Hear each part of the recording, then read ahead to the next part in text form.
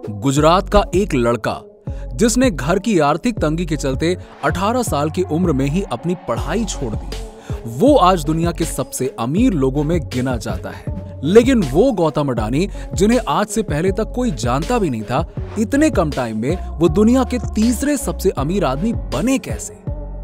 नमस्कार दोस्तों, मेरा नाम है अमित और स्वागत है आपका धक धक इंडिया के एक और नए वीडियो में।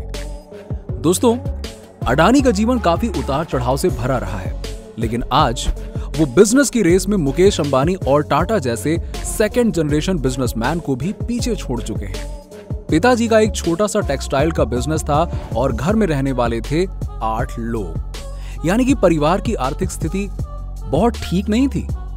1978 में जब अडानी कॉलेज में थे, उन्हें यह समझ में आ गया कि वो पढ़ाई में इतने अच्छे नहीं हैं कि हायर एजुकेशन लेकर अपनी लाइफ में कुछ रेवोल्यूशनरी चेंज ला सकें। पढ़ाई में उनका खास मन भी नहीं लगता था।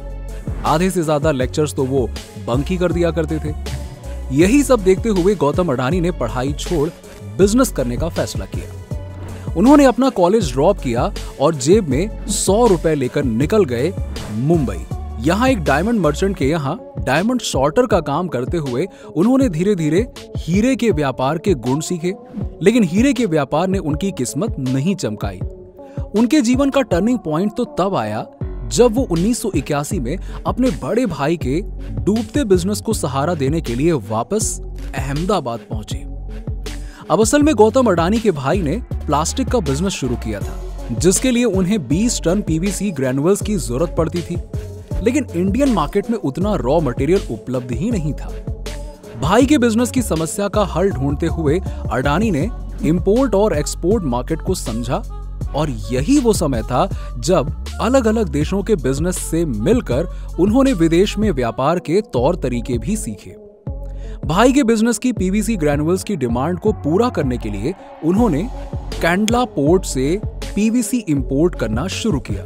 शुरुआत से ही एम्बिशियस रहे अडानी ने इंडिया में पीवीसी ग्रैन्युअल्स की शॉर्टेज को एज एन एडवांटेज यूज किया, और धीरे धीरे उन्होंने गुजरात के छोटे छोटे प्लास्टिक मेकर से लेटर ऑफ ऑथराइजेशन इकट्ठा किए। साथ ही साथ उन्होंने स्टेट पीएसयू और गुजरात स्टेट एक्सपोर्ट कॉरपोरेशन के साथ टाई अप किया। इंपोर्ट के बाद जीएसईसी को उनके नीड के प्रोडक्ट देते और उसके बाद बचे हुए प्रोडक्ट की ट्रेडिंग मार्केट में करते, जिससे उन्हें अच्छा खासा प्रॉफिट होने लगा। धीरे धीरे अडानी की इंपोर्ट वॉल्यूम इतनी ज्यादा बढ़ गई कि गुजरात की स्टेट गवर्नमेंट ने उन्हें बिना लेटर ऑफ ऑथराइजेशन के 12 करोड़ तक का इंपोर्ट करने का लाइसेंस दे दिया। अडानी के एफर्ट्स का रिजल्ट ये था कि उनके इंपोर्ट्स 100 मैट्रिक टन से बढ़कर 40,000 मैट्रिक टन तक पहुंच गए थे। अब उन्होंने पीवीसी ग्रैन्युअल्स के साथ साथ पेट्रोलियम और केमिकल्स का भी इंपोर्ट स्टार्ट कर दिया।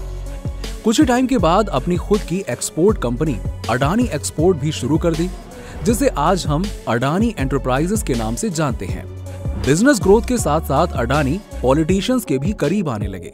90s की शुरुआत से ही अडानी गुजरात के पूर्व मुख्यमंत्री लेट चिमन भाई पटेल और केशु भाई पटेल जैसे बड़े पॉलिटिशियंस के करीबी बन चुके थे। यहाँ तक कि उनकी दोस्ती वर्तमान प्रधानमंत्री नरेंद्र मोदी के साथ भी बताई जाती है।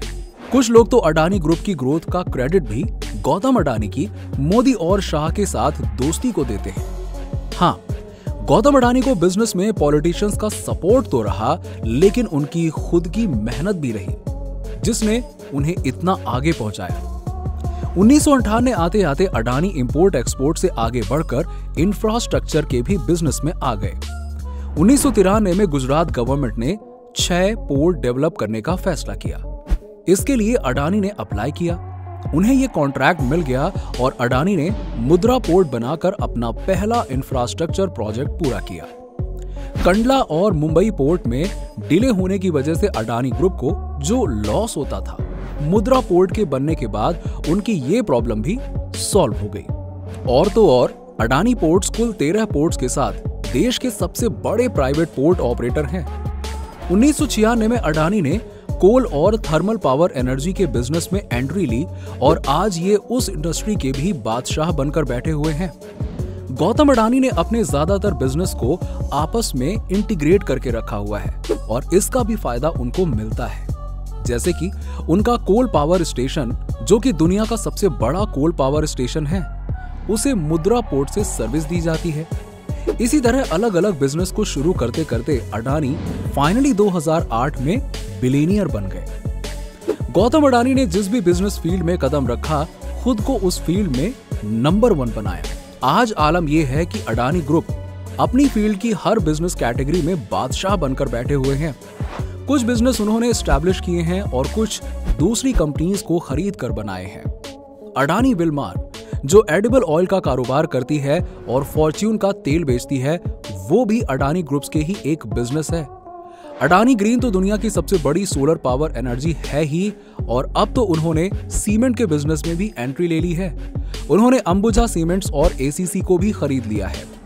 अडानी ग्रुप्स ने देश ही नहीं बल्कि विदेश में भी अपने बिजनेस का परचम लहराया। उन्होंने ऑस्ट्रेलिया की सबसे बड़ी कोल माइन कैमिकल को भी अक्वायर किया।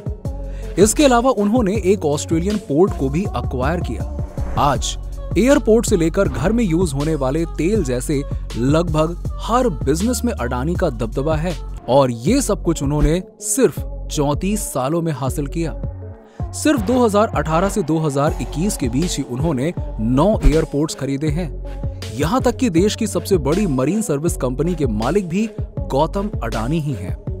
जिस जिस बिजनेस फील्ड में अडानी ने कदम रखा, वहां उन्होंने अपना दबदबा बनाया। महज 30 सालों के अंदर ही गौतम अडानी ने एक ऐसा बिजनेस ग्रुप खड़ा कर दिया जिनकी 7 लिस्टेड कंपनियां 153 बिलियन डॉलर की मार्केट कैपिटलाइजेशन को कमांड करती हैं। इनफैक्ट 2 साल पहले गौतम अडानी को कोई नहीं जानता था। अगर आप मार्च 2020 में गौतम अडानी की नेटवर्थ पर गौर करें तो वो करीबन 4.9 बिलियन डॉलर्स की थी, जो सिर्फ 2 साल में बढ़कर 133 बिलियन डॉलर्स हो गई है।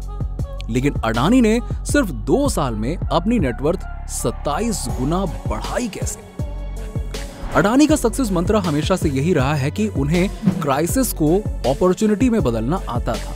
इसके अलावा उनके सॉफ्ट स्पोकन नेचर और अपनी कमिटमेंट्स को लेकर अकाउंटेबिलिटी ने उन्हें मार्केट में एक ट्रस्टवर्दी बिजनेसमैन बनाया। अडानी ने अपने बिजनेस में कई सेटबैक्स देखे, जैसे कि उनके भाई का ड्यूटी एविएशन के लिए अरेस्ट होना या फिरौती के लिए उनका खुद का एब्डक्शन। मुद्रा पोर्ट भी शुरू में उनके लिए इतना प्रॉफिटेबल नहीं था जितना आज दिखाई देता है। एक टाइम तो ऐसा आया था कि उनका पोर्ट सेटअप करने का फैसला उन पर ही बैकफायर करने लगा था, लेकिन तभी कंडा पोर्ट का एक ऑस्ट्रेलियन डील को रिजेक्ट करना मुद्रा पोर्ट के और गौतम अडानी के अच्छे दिन लेकर आया। आज मुद्रा पोर्ट अडानी ग्रुप के कैश काउज में से एक है और लगभग 1 दशक से इसका ऑपरेटिंग मार्जिन 71% का रहा है। गौतम अडानी की हाई एम्बिशंस रखने की स्ट्रैटेजीज का भी उनके बिजनेस की फास्ट पेस ग्रोथ में सबसे बड़ा हाथ रहा है। उन्होंने मुद्रा में 5000 मेगावाट की कैपेसिटी वाला प्लांट सेटअप किया। आज अडानी पावर के सभी थर्मल पावर प्लांट्स की कंबाइंड कैपेसिटी 4620 मेगावाट है। 2003 में जहां उनका टर्नओवर 3300 करोड़ हुआ करता था, वो 2013 में बढ़कर 47,000 करोड़ का हो गया। कोविड पैंडेमिक के टाइम पर भी जब सभी बिजनेस लॉस में थे, तो गौतम अडानी ने अपनी 6 लिस्टेड बिजनेस की मदद से अपनी टोटल नेटवर्थ में 79 यानी कि 79 बिलियन डॉलर्स की बढ़त हासिल की थी। अब अगर गौतम अडानी की सक्सेस में नरेंद्र मोदी के रोल की बात की जाए, तो गौतम अडानी भी धीरू भाई अंबानी की तरह ही उन सेक्टर्स में इन्वेस्ट करना ज्यादा पसंद करते हैं जहां गवर्नमेंट का कंट्रोल हो। गवर्नमेंट और बिजनेस अक्सर एक दूसरे के साथ आकर काम करते हैं। अडानी के गुजरात के पूर्व सीएम चिमन भाई पटेल से भी अच्छे रिश्ते थे, जो कि कांग्रेस पार्टी से थे। मुद्रा प्रोजेक्ट भी चिमन भाई पटेल ने ही अडानी को दिया था। वो जमीन अडानी को महज 10 पैसे पर स्क्वायर मीटर के रेट पर मिली थी, और इसके बाद बीजेपी के केशु भाई पटेल की सरकार में भी उन्हें 1 रुपए प्रति वर्ग मीटर जितनी सस्ती कीमत पर जमीन मिली। और गुजरात में मोदी गवर्नमेंट के समय भी कुछ ऐसा ही हुआ। पर ऐसा नहीं है कि अडानी ग्रुप का एग्जिस्टेंस ही गवर्नमेंट की वजह से है। बड़े बिजनेसमैन को सरकारों का सपोर्ट मिलता है, और गौतम अडानी को भी समय समय पर मौजूदा सरकारों का सपोर्ट मिला। लेकिन ऑस्ट्रेलिया में जब उन्हें केमिकल कोल माइन नहीं मिल रही थी, तब भी अडानी ने अपनी सूझबूझ से वहां की गवर्नमेंट के साथ डील की और इस माइन को एक्वायर किया। ऐसे में अडानी ग्रुप की सक्सेस का पूरा क्रेडिट पॉलिटिकल कनेक्शंस को देना थोड़ा अनफेयर होगा। हाँ, उनमें ये काबिलियत जरूर है कि वो गवर्नमेंट को अक्सर अपने फेवर में कर लेते हैं, फिर चाहे गवर्नमेंट देश की हो या विदेश की। 133 करोड़ नेटवर्थ किसी के सपोर्ट से तो नहीं बिल्ड की जा सकती। इसका 100% क्रेडिट खुद गौतम अडानी की मेहनत को ही जाता है। आपको गौतम अडानी की लाइफ स्टोरी कैसी लगी कमेंट करके बताइए। साथ ही धक धक इंडिया को सब्सक्राइब भी कर दीजिएगा। Thanks for watching.